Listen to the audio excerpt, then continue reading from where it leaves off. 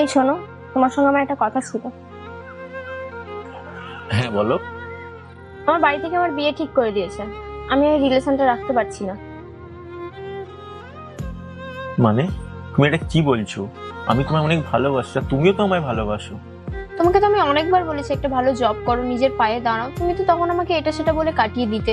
এখন মা বাবার উপরে আমি যেতে পারবো না। কিন্তু আমাকেও তো একটু টাইম দিতে হবে না? এই জেনারেশনের জব খোঁজা কতটা চাপ তুমি জানো না? আমি একটা ছেলে, আমি বুঝি নিজের পায়ে দাঁড়ানোটা কতটা কঠিন। তো এইভাবে তো হয় না, বলো একটু টাইম দাও আমায়। কিন্তু তুমিও বোঝার চেষ্টা করো, আমি আমার মা বাবার ডিসিশনের উপরে যেতে পারবো না। আমি এই সম্পর্কটা রাখতে পারছি না বা রাখতে পারবো না। ঠিক আছে, তুমি যখন ডিসিশন নিয়ে নিয়েছো তাহলে আমার কিছু আর বলার নেই। তুমি যদি আমায় ছেড়ে ভালো থাকো তো ঠিক আছে, তুমি আমায় ছেড়ে দিতে পারো। বাট কোনো কিছু যদি কোনোদিন প্রবলেম হয় তো আমাকে একবার ফোন করো। আর কিছু বলার নেই।